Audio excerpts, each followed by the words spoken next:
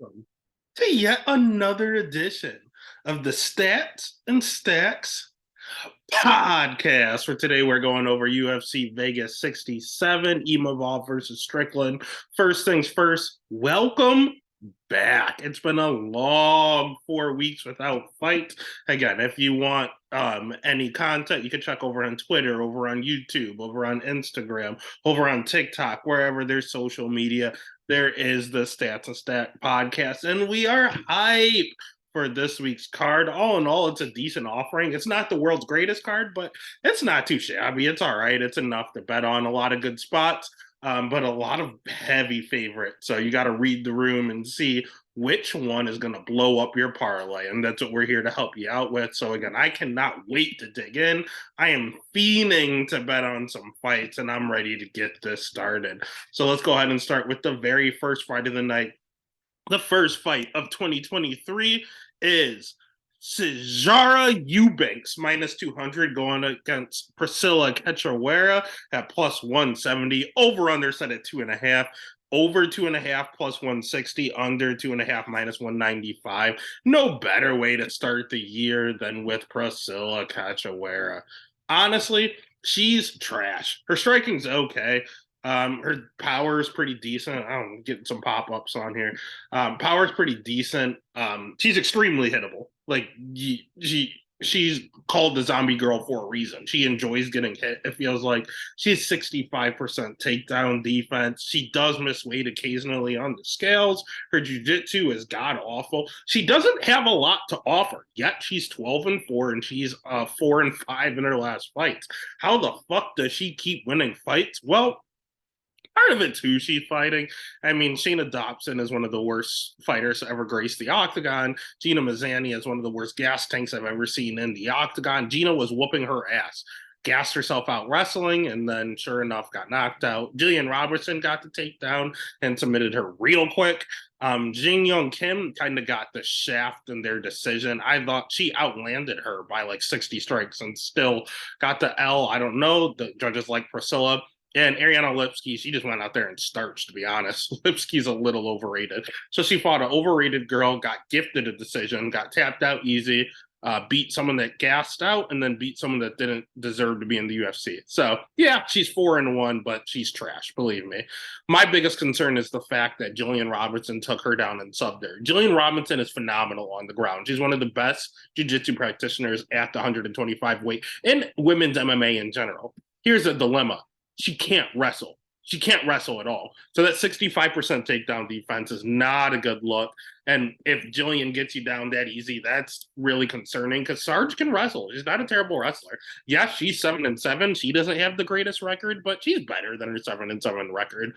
Her wrestling's not bad, as aforementioned. Her jiu-jitsu's top-notch. She's a Brazilian jiu-jitsu black belt. She's fought some good competition in Melissa Gatto, Aspen Ladd, Betch Carrero, Roxanne Metaferry, Lauren Murphy. I mean, these aren't terrible people to be fighting. Caitlin Chukagian. All in all, you do have to watch her on the scales too. She struggles to make 125. But this fight seems to be at 135. You see some of it at 125, one at 135. No one seems to be sure, so keep an eye on that. If it's at 135, I like it a lot more. I think these are both flyweights that struggle to make flyweights that struggle to make weight. So if this is just up at bantamweight, it makes sense for both fighters, and I think it favors Sarge. The only problem with Sarge is, yeah, she's going to have a 2-inch reach advantage, but she's also 37 years old, and that 37-year-old is accompanied with suspect cardio. So again, Priscilla Cachoeira beat Gina Mazany because Gina out-wrestled her and then gassed out wrestling her. And then Priscilla was able to just get the job done. Sarge is durable enough. She's pretty durable. But she does have a tendency to gas out right around the end of that second round. So it is concerning. So I think there's only one way to play this. I think you bet Sarge. I don't want to bet Sarge by submission. I don't want to bet Sarge by knockout because she does have a tendency to get a ground and pound. Even though she's a Brazilian Jiu-Jitsu black belt, I don't think she's ever gotten a submission, and she's never gotten a submission. She tends to get ground and pound. That's usually how she finishes. So I would just say Sarge inside the distance. But if you see her start to fade, you live bet Priscilla right away. If this thing is past a round and a half, you live bet Priscilla at great odds because the one thing Priscilla has, Zombie Girl does have cardio. So the pick is going to be Sarge. The bet is going to be Sarge. But if Sarge does not get the takedown in the finish in the first round, I will be looking to capitalize on Cachoeira live bet.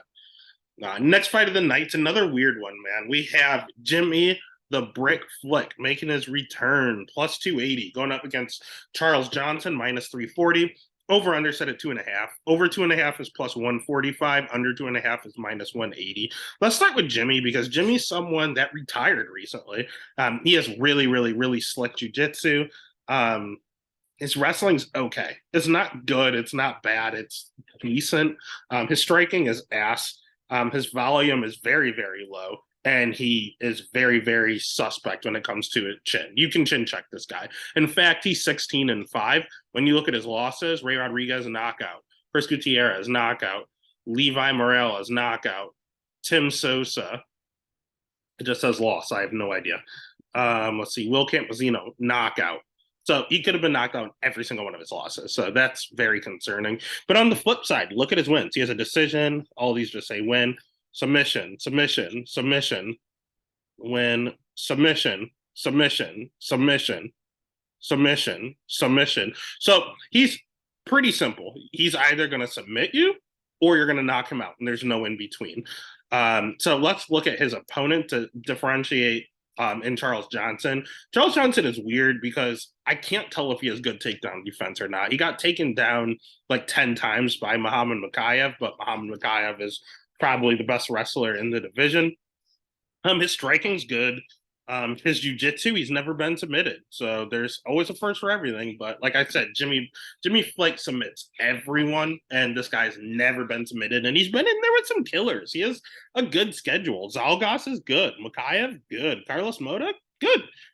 He's okay. Brandon Royval, good. Like he's been in there with top jiu-jitsu guys. He's been in there with top just fighters in general in this weight class. Like Carlos Hernandez. Like he's fought really, really good competition and he's decent, man. His cardio is his best weapon. The man has cardio for days. He'll go all day, every day. And it's just his power. I wish there was a little more. He's someone that's more punches and bunches and puts you out with volume. He doesn't just go out there and one hitter quitter you, but he breaks you down until you can't take anymore in the late second, early third round. Even looking at when you look at his finishes, punches fourth round, choke in the second round, punches second round, punches fifth round. Like it takes him a while. He's not a one hitter quitter. But god damn, Jimmy's chin is bad. So you look at the over-under thinking, maybe that's the way to go. The under is already juiced to minus 180 and getting more juice.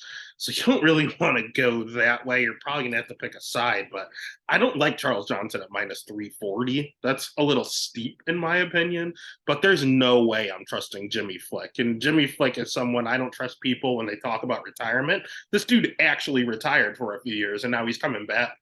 I feel like he's coming back for a paycheck, so you can't put money on him. So the pick is going to be Charles Johnson. The bet, it's going to be Charles Johnson, and you're just going to have to eat some chalk, but I don't feel great about it. Next fight of the night, we get real greasy. To start the year. We got Daniel Argueta at minus 520 going up against Nick Aguirre at plus 410. Over under not set because Nick is a newcomer. He is someone that is taking this fight on extremely short notice. So we'll go ahead and start with him because there's not a ton of fight tape for this kid. He's only 7-0. He's taking this on like literally 5 days notice. His jiu-jitsu seems to be his best strength. Watching the few fights I could see. His wrestling is all right. It's not that good, but it's not that bad. It was fine for the lower competition. And again, look at the guys he's fighting: 4-2, 2-1, 0-0, 1-1, 0-2, 1-1. Like it's not a good look. He has not fought a ton of guys. He's only 26 years old, so I get it. He's trying to work his way up, but not the greatest competition. But look at how he finishes: rear naked choke, guillotine, strikes, triangle choke, KO, rear naked choke, ground and pound. He's finishing all these guys easy. I mean, he's doing what he's supposed to do to this level of competition, and he looks good doing it.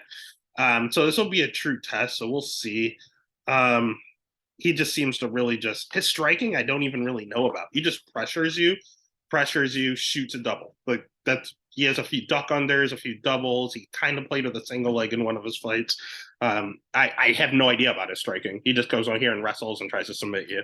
On the flip side, Daniel Guerta kind of the same thing. He wants to wrestle. He's a short, stocky guy, loves to wrestle. His striking, it's all right. I don't see a ton of it. Set Jackson Wink. I'm not the biggest fan of that, to be honest with you.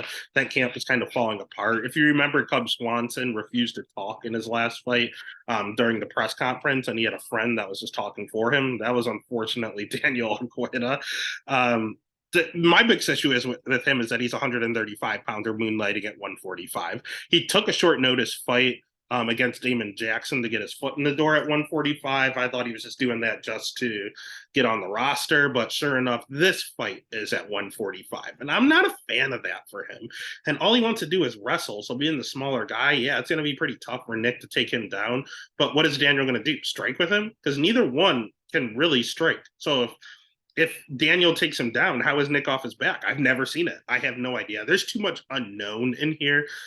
So I want to pick Daniel just because I've seen him a little more. He's fought the better competition, being an LFA, being the number one pick in this in the Ultimate Fighter on Volk season. Like he's a good fighter, but this is a sheer dogger pass if I have no idea what's going on. And lastly, Anthony Pettis is the GOAT, and Nick fought in Anthony Pettis's fight promotion, so I'm just going to have to roll with him. So the pick is going to be Daniel.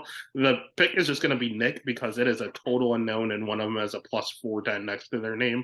So that's the only way I would go there. I can't trust Daniel at minus 520 up a weight class, fighting someone we have no idea about. The next fight, we have the one that I think is going to ruin every parlay this week. We have Carlos Hernandez at plus 285 going up against Alan Nascimento at minus 345. Over under set at 2.5. Over 2.5 minus 160. Under 2.5 plus 130. Let's start with Alan because I like Alan. I think Alan is a very good fighter. I think he's a lot better than his record shows of 19-6. His striking, it was actually better than I remember it being as I went back and did fight tape. His volume is weird. He has one fight in the Contender Series where he threw like over 120 strikes, significant strikes landed. He also has two fights in the UFC where he landed under 20. So it really depends on the fight, apparently, per him. He trains with Charles Oliveira, so he's at a great fight camp. His jiu-jitsu is phenomenal. He's very, very good on the ground, very, very active off his back. His wrestling is ass. Not good at all. He cannot wrestle. He actually has a 16% takedown defense, but I think it's on purpose. He wants to go to the ground and he's comfortable off his back. So if you shoot a takedown, he's not even trying to stuff it. He welcomes you to the ground. His schedule is pretty good, man. He's fought Jake Hadley's good. Tagir Ulianbukov to a split decision's good. Julian Paiva, good. He's fought over he's fought some pretty decent guys on the regional scene as well. So all in all, this guy has done it all. He's very good. He's not super old. I mean, he's at a good camp. He's 31 years old in his prime. Great on the ground. He has all the potential in the world. On the flip side, I don't think much of Carlos Hernandez, to be 100% honest with you. His striking's okay. He's pretty fast. 29 years old, so he's about to enter his prime. 70% takedown defense. You can take him down, but he will initiate a takedown as well. He'll try to mix in his wrestling. It's not the worst in the world, but honestly, it's good enough to take Alan Nascimento down if he wants. I think Carlos will have the striking advantage. On the ground, I do think Alan Nascimento has the ground advantage, but Carlos is a black belt, and I think he'll be fine, at least stay safe down there. Only reason I'm going to pick Carlos here is solely on the fact that I think he's the better striker, and that means Alan has to get him to the ground. Alan can't wrestle, so he's going to have to pull guard or let Carlos take him down, like I've seen multiple times. Carlos has a black belt. Can he stay safe? That's it. Because Allen will give up minutes off his back, just throwing subs up. And the way the judging has happened recently, I don't know if they're going to credit Allen with that. This has split decision written all over it. And here's the sketchier part. Victor Aldereno last fight. Carlos won by split decision. His contender series fight, Daniel Burris, won by split decision. Alan Nascimento, Jake Hadley, his last fight, won by split decision. His fight before that, Tagira Liam Bukov, lost by split decision. So the last two fights for both of these men have gone to split decision, and their fight styles has split decision written all over it. If it's a split and one guy is minus 345 and one is plus 285, give me the plus money. So the pick is going to be Carlos. The bet is going to be Carlos. And he is a pretty live dog. I don't think he's good. I probably won't trust him in his next matchup, but matchups make styles make fights, baby. Next fight of the night, again, styles makes fights, which actually makes this fight pretty fun. We have Mateus Mendoza as a plus 285 dog going up against my boy Javid Basharat minus 345. Over under set at 2.5. Straight pick them. Over 2.5 minus 115, under 2.5 minus 115. We got to start with Javid because I pick people and I ride with them for a while, and Javid is one of these guys I chose. Straight off the Contender Series, 27 years old, at a great camp at Extreme Couture. He moves forward, but he just to set up his counter. It's weird. He's a very particular, he's a good striker, but he's very methodical on the feet. It's interesting. He's kind of one of a kind there. His jiu-jitsu's good. His wrestling, good. He out-wrestled Tony Gravely his last fight. Competition, great. Tony Gravely, even the guy he beat on Contender Series is a little bit of a fraud, but he is good on the ground, and he submitted him, which is nice. Trevin Jones is a decent enough debut. It's a shiny 13-0 record. His cardio is unmatched. His volume's really high. Like, he does everything good. Like, I literally have no weak points for this dude. He does get hit a little bit. That's probably the only thing I'd see on here. The numbers don't show how much he truly gets hit. He can get pieced up a little bit on the feet, but he seems to be durable enough and he hits hard enough back. He's just an overall great fighter. And again, whenever I saw him, the reason I chose him is because of all of the racist stuff that was put on the Contender Series, his opponent calling him a terrorist just because of his background. And sure enough, the swagger this man had saying, I'll just beat the shit out of you the next week. He literally beat the crap out of him, could have finished him earlier, but said he wanted to make him suffer. And the guy he was fighting was a jiu-jitsu practitioner, very, very good on the ground. So he literally beat the crap out of this jiu-jitsu practitioner and then subbed the black belt with just a few seconds left.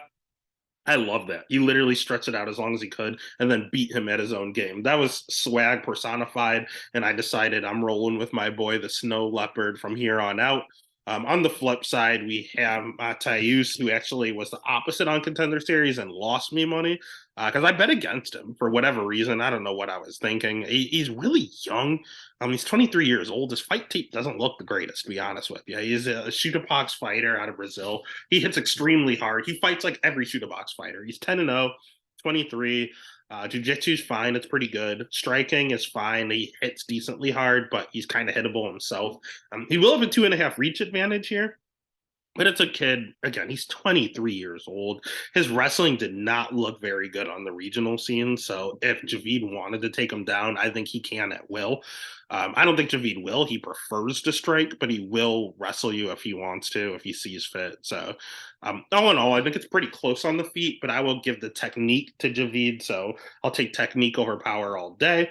And then if he has to wrestle, he will out wrestle this kid. So he just has all the advantages. Even on the ground, I think the ground's a wash.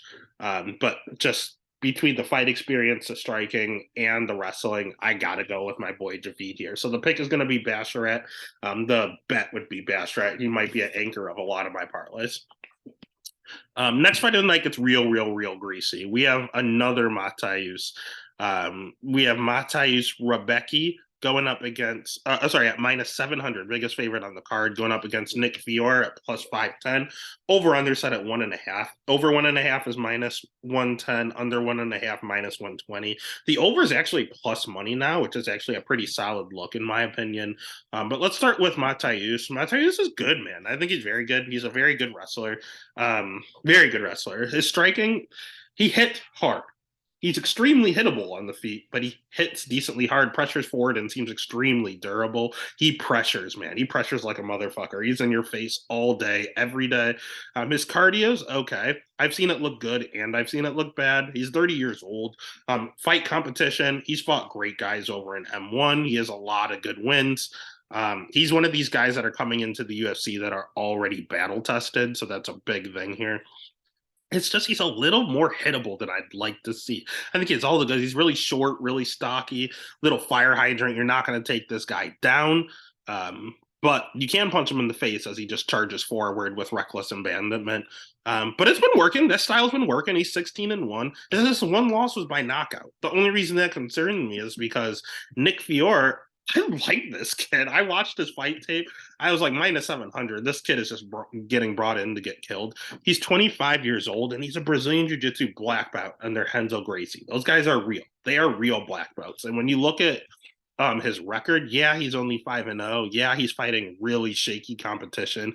I mean, in fact, he fought Jay Ellis twice. That's really sketchy. Jay Ellis right now has like over 120 fights or something crazy like that. Like the guy is literally like 20-100 or something weird like that. It's not good. It's not a good look at all for 2 of your 5 wins to be over that guy. Other guys he beat were 8-4, 3-9, 15-13, 15-19. Not the greatest schedule. He did finish all of these people in the first round. So we do have to question his cardio. We have no idea about it. But he's fighting bums, but he's going out there and looking good doing it and doing what he's supposed to. The things I like, again, the black belt is huge. Because again, Rebecca loves to wrestle, so he should be able to hold his own on the ground. In regards to the striking, I didn't see a ton of it, to be honest with you, because he's so good on the ground, but he has a few knockouts. And he trains at the New England Cartel. And when I look at those guys, they're phenomenal boxers. So I look at Calvin Cater, I look at Rob Font. You don't see a lot of kicks. You see a lot of sprawl and brawl, fabulous work on the feet. The kid's 25 years old. I think he's going to be the real deal. If he's already a Renzo Gracie black belt at 25, and he's training and working on his hands with Rob Font and with, God, I just said his name, with, God. Whatever. But he's working over there with Rob Font at the Boston Cartel. I like that a lot. He's going to have really, really, really good hands. So again, the things I worry about with our boy Matayus is his chin. He gets hit a lot. His one loss was by knockout. He's fighting someone that's going to be pretty good on the feet. And this guy is a legit black belt on the ground. Where does Rebecca win? Does it have to take him down and just stay safe? Can he do that? Yes. Is he going to scare you at minus 700? Absolutely. So there's no way I'm betting that. There's no value to that. You're not getting any. Calvin Cater, his name does escape him. Jesus. So there's no value on him. So the pick is going to be Matayus. He might go out there and just starch the guy. But the bet, I don't hate the over at plus money only being 1.5. I don't think you're just going to go out there and kill one of these Boston Strong guys. Secondly, what if VR pulls off the upset? He could snatch up a neck as Rebecca's going for a takedown. He could literally kick him in the face, or sorry, he can knock him out with the left hook or something as he's going in for a takedown. He could catch him, and he has nothing to lose taking this fight on short notice. So the pick is going to be Matayus. The bet's going to be Nick just for sheer value and style. Next fight of the night, talking about styles. We have Claudio Ribeiro at minus 110 going up against Abdul Razak Al Hassan at minus 110. Straight pick 'em. This should be a banger that should not last long. Over under, over 1.5 plus 185. Under 1.5 minus 230. And let me tell you the reason why. Abdul Razak Al Hassan is 11-5. He has 11 wins. He's knocked out D. Jericho in 17 seconds. He's knocked out Nico Price in 40 seconds. Saba Hamazi is not a bad fighter. Knocked him out in the first round. He fought Saba twice. Knocked him out in the first round the first time, too. Charlie Ward, first round in under a minute. Ellen Ellickberger, 50 seconds. Like this dude, 40 seconds. A minute, 30 seconds. 40 seconds. A minute, 30 seconds. 25 seconds. All of his wins are by knockout in the first round. Literally. Every fight that's made it out of the first round, he's lost. Decision. He got knocked out in 30 seconds by Chaos. Split decision against Amari Madoff. So if you take him out of the first round, you're going to win. if you survive. This dude literally knocks you out. Saba made it 3 minutes and 47 seconds before he got put out. The rest of them have been under a minute. So obviously the guy hit and kicks extremely hard. He has a Brazilian Jiu-Jitsu, or sorry, not Brazilian, a judo black belt. His wrestling's not terrible. It's okay. And he's 37 years old. I'm not a fan of that. He lost a big chunk of his career getting arrested. I think he got like arrested for murder, but he was innocent, and then they realized it and let him out. There was some real controversy. I know he got arrested and he was innocent, and then they had to just release him. But he's lost years of his career over that, so that is unfortunate. But he's fresh. I mean, he's 37, but he hasn't fought a ton because he was in prison. So it'll be interesting to see how he is. On the flip side, Claudio is another guy that goes out there and just wants to knock you out quick and easy. When you look at his career, he's 10-2, but he's fought some cans. In addition, I mean, his knockouts are all in the first round too. He has one knockout in the fifth round. Otherwise, he has one in the second. So he has one in the fifth, one in the second. The other 8 of his 10 are all in the first round knockout. His jiu-jitsu's trash. His cardio's a little questionable. So is Abdul's, though. So you have 2 guys that go out there and knock you out in the first round, fighting each other. Someone's going to sleep. So I'm all over the under. Claudio will have a 4-inch reach advantage here. I don't know, man.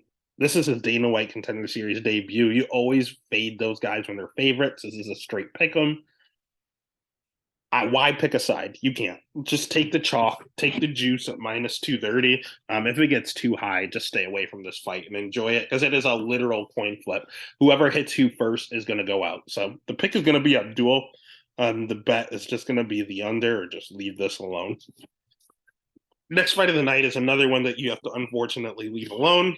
You have Umar Nurmagomedov, cousin Umar, at minus 950, going up against Hani Barcelos at plus 700. Over under set at 2.5. Over 2.5 is minus 265. Under 2.5 at plus 210. Let's start with the shiny and a 15-0 Umar Nurmagomedov. The guy is the future champ.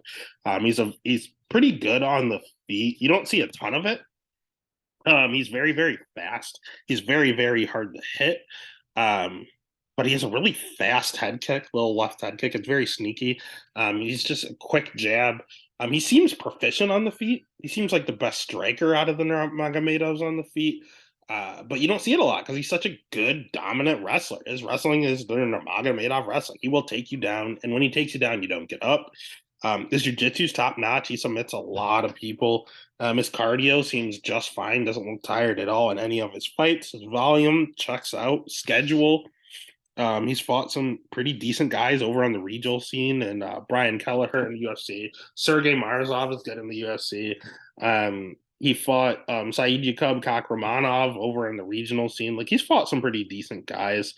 All in all, he was groomed to be champ, and he's just fulfilling his destiny, to be 100% honest with you. He's very, very, very good.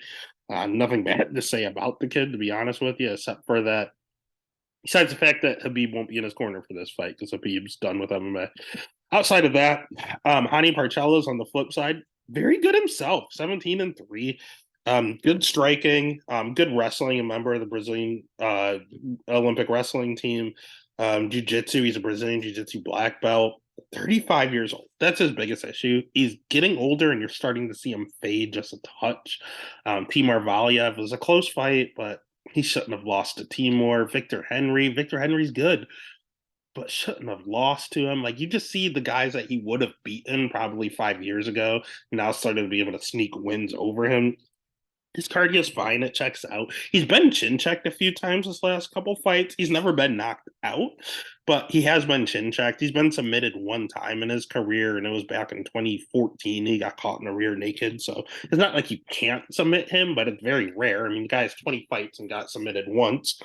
His schedule is good. Again, fighting the likes of Victor Henry, Timur Valiev, Saeed Nurmagomedov is a good win. Chris Gutierrez.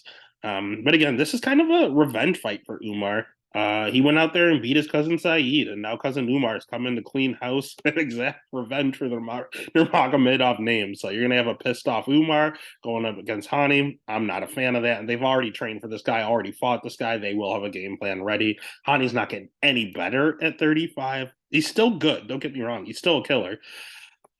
but his best days may be behind him. So the pick is going to be Umar. You can't bet him at minus 950. There's no value. So it's, do you think Umar's going to finish him?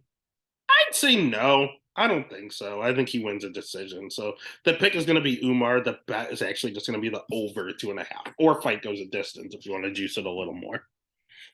Then that takes us to the sketchiest fight on the entire card. We have Rocky Raquel Pennington at plus 100 going up against Ketlin Vieira minus 120. Over under set at 2.5. Over 2.5 is minus 360. Juice under 2.5 plus 280. Let's start with Ketlin Vieira because I think she's trash, man. I don't think she's very good. Her striking's okay. She just doesn't let her hands go. She doesn't throw a lot of volume. She's very, very low volume. Her wrestling's fine. It's not terrible, but it's not good. It's just kind of there. Her Brazilian Jiu-Jitsu is the same thing. It's not good. It's not bad. It's just kind of there. I don't know. She's just not. I don't like Ketlin Vieira, man. I mean, she's her cardio's not the greatest. Her wrestling is okay, but not bad. It's not good. It's not bad. On the flip side, her striking it's decent, but she never lets her hands go. So that's kind of concerning. Her schedule again is just okay. It's not the greatest. It's not good. It's not bad. Holly Holm's good. Irene Aldana, I guess, is pretty good. Yana Kutskaya, not so much. Like it's whatever. She's in a lot of close fights. She's in a ton of close fights, and that's because of her style. She likes to grind you up against the cage or take you down and just hold you and not throw any punches. Literally, not throw a punch, just hold you there. So it's very concerning. Um, it's just, I think this fight's going to look a lot like the Holly Holm fight last fight. It was one of the most controversial decisions of the year last year. It was given to Ketlin Vieira, but 95% of the media thought she lost. Rocky kind of, the way Holly Holm fought her is the same way Raquel Pennington fights every fight. Clinch against the cage. That's all she does. She doesn't really take you down. She just kind of clinches you and holds you against the cage in dirty boxes the entire time. I mean, her striking's okay. Her cardio's good. She doesn't have a ton of power. I mean, who's the last person she knocked out? Literally, God. I don't know. Does she have any knockouts? God, she gets a lot of bulldog chokes, which is kind of weird. Her jiu-jitsu is okay. I mean, she's 34. She's fought the who's who. She fought Misha Tate. She fought Hanny Kianzad. She fought Irene Aldana, who she also hasn't went over. She fought the GOAT Amanda Nunez. She fought Jermaine Durandamine. Like, she's Holly Holm. She's fought the who's who. Like, she's good. She's fought a lot of good people. She's just 34 and she's not getting any better either. So you have two girls that like to clinch. One of them throws a little more than the other. Um, but Rocky has a 63% takedown defense. That concerns me. It's not the greatest number.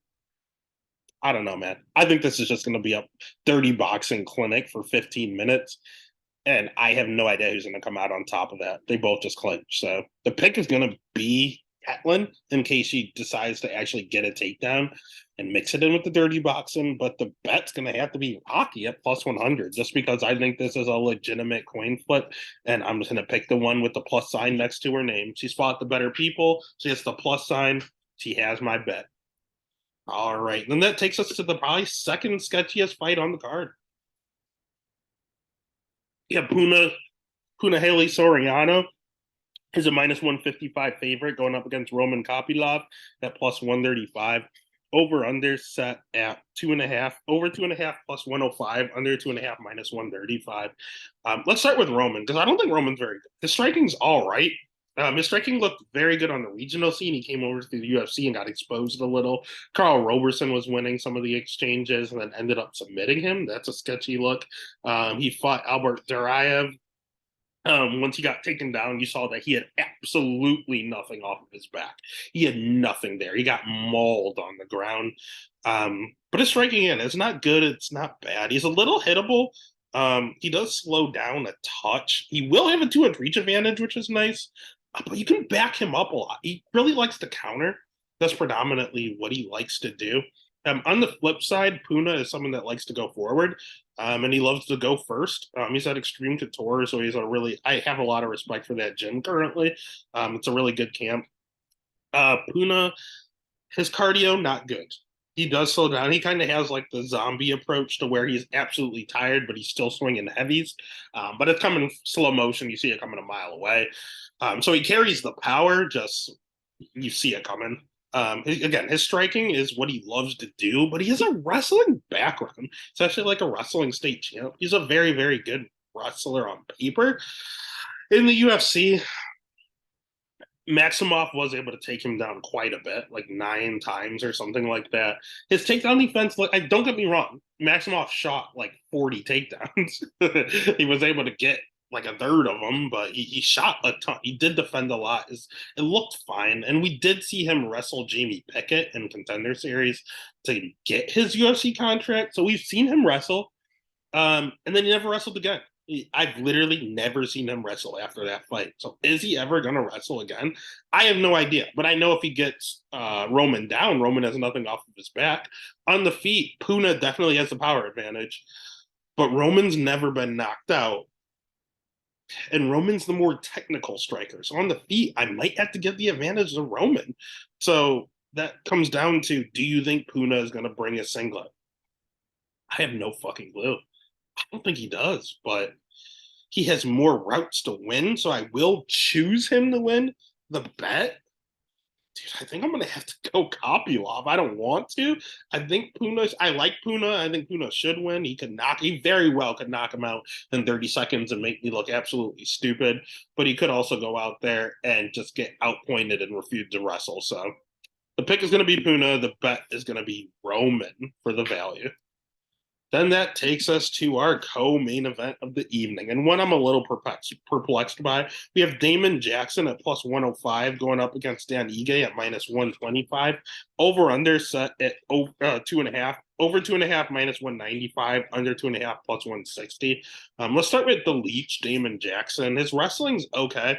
It's pretty good. His jiu-jitsu, he's a Brazilian jiu-jitsu black belt. He's fine on the ground. Striking's trash. He's a little chinny, to be honest with you. His cardio, I've seen look really good, and I've seen look very bad. It seems like when he struggles to get you down, it looks bad.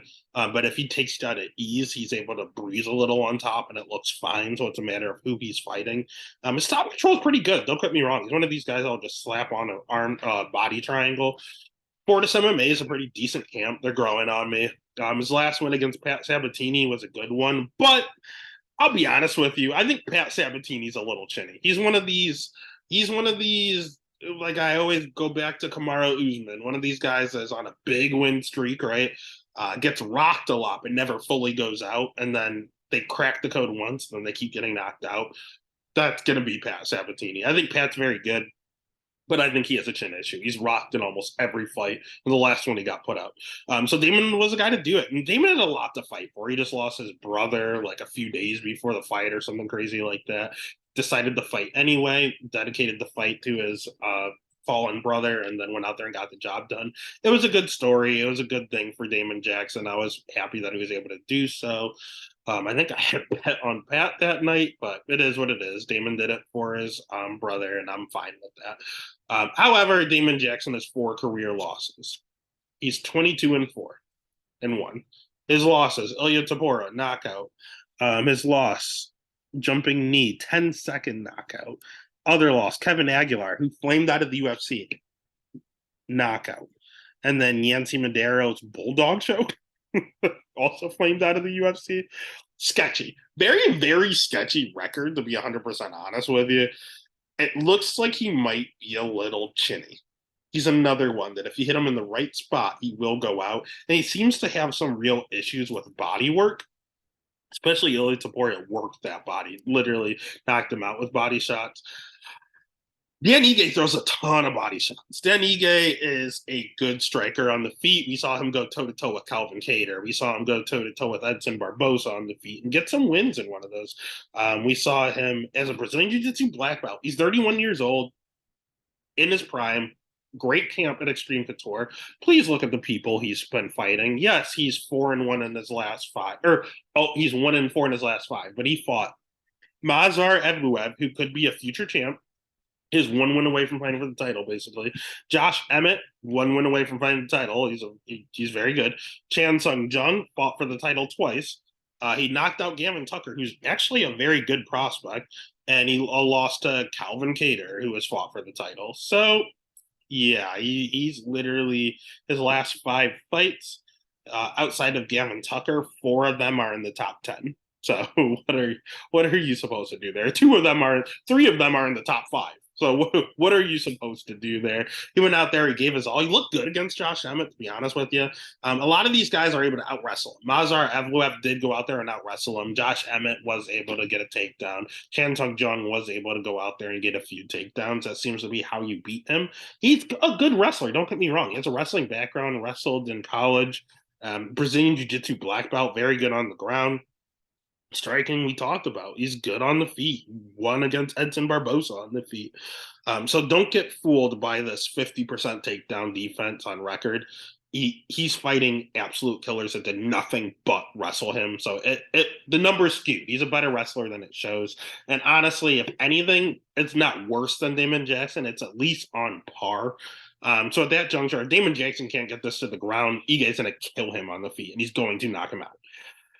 If Damon Jackson does get it to the ground, they're both black belts. He's not going to finish them. If Ige can, again, Evloev took him down 9 times. That means he kept getting up. That means that he's kind of hard to just hold down the entire time. If Ige can just manage to get back up and get to his feet, he's going to kill Damon Jackson on the ground. So, Ige, you're getting a massive discount. He just fought someone that's about to fight. The last 2 fights are people that were about to fight for the title. Now he's fighting Damon Jackson, and you're getting a minus 125 price tag on him. Book it. Not max bet, but God, I'm all in. So the pick is going to be Dan Ige. The bet is going to be Dan Ige. Then that takes us to the main event. If you haven't already, make sure you hit that like button, hit the subscribe, give a follow everywhere. We have Sean Strickland minus 105 going up against Nasruddin Imavov at minus 115. Over under set at 4.5. Over 4.5 is minus 120. Under 4.5 minus 110. Let's start with Imavov. I mean, he's all right. He's the one that was supposed to be in the main event the whole time. He's supposed to fight Calvin Gastelum. His striking's good.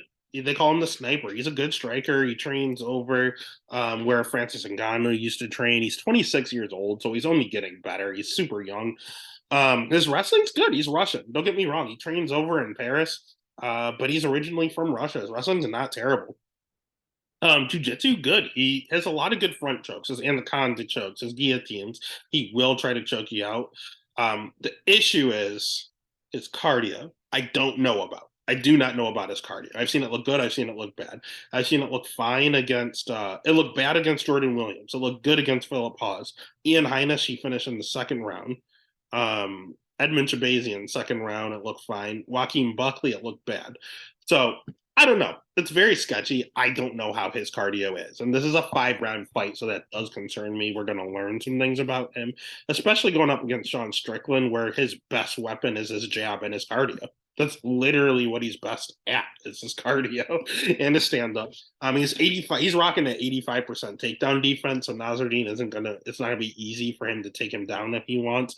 So it's probably gonna be a stand-up affair, to be honest with you. Sean Strickland, good striking, good cardio. Brazilian Jiu-Jitsu black belt, no one talks about. He's very good on the ground. He just doesn't use it. He doesn't like to wrestle. Good competition. He's fought Jared Cannonier. He's fought the champ right now in Alice Pereira, Jack Hermanson, Uriah Hall, Brendan Allen, Christoph Jocko. He's fought really, really good guys. Dude, he fought Santiago Ponzinibbio and Kamaru Usman. Like, those are killers. But those are killers at welterweight. He got in that motorcycle accident, moved up to middleweight, looked fine, went on a great run at middleweight before running into the champ and losing, and then a questionable split decision loss to Jared Cannonier. I thought he won, but it is what it is. He left it up to the judges, and I could see it both ways, but I thought he won. My issue is, again, he used to fight at welterweight before the car accident. His fight is on short notice, and it's up at light heavyweight. We're going to see this man go from welterweight to light heavyweight. I don't know how I feel about that. From 170 to 205. It's quite a jump. Nasruddin is the bigger man here. So the 205 is probably going to benefit him, to be honest. Now, here's the question. He just fought Jared Cannonier 4 weeks ago. Sean Strickland is taking this fight on short notice. He's one of these guys that are always in the gym, so don't get me wrong. He's probably ready. But he just fought 4 weeks ago, right? So he's gone through Christmas, he's gone through New Year's, and then he accepts the fight 2 weeks later. How good of a shape is he going to be in? I don't know. He fought Jared Cannonier, who's one of the hardest hitters in the division. Got hit like 120 times. How is his durability after taking punches from Jared Cannonier 4 weeks ago? I don't know. But how hard does Nasruddin hit? He doesn't have a ton of knockouts in the UFC. So, and Nasruddin, we have questions about his cardio. He's going to carry around an extra 20 pounds in that octagon than he usually has. Is that going to help him or hurt him? We've never seen him in 5 rounds. So right now, basically, I think Sean Strickland is the better fighter. When it comes to the disadvantages, is he going to be as durable as he generally is after just fighting Cannonier 4 weeks ago? Is he susceptible to get knocked out? Nasruddin's side, I don't think he's good as Sean Strickland. He's had a full training camp, but is the 20 pounds going to help him or hurt him? I don't know. So at that point, you're just kind of look at the numbers, and it's honestly basically a straight pick 'em. I'm going to trust the experience of Sean Strickland and just who's the better fighter himself. So the pick is going to be Sean Strickland. The bet is going to be Strickland. And that is the return of UFC Vegas 67, Imavov versus Strickland. Again, make sure you give this video a like, a follow. Follow her on Instagram, Twitter, over on TikTok, wherever there's social media. There is a Stats and Stacks podcast. I have been waiting for a fight card, and baby, we got one. Let's get paid.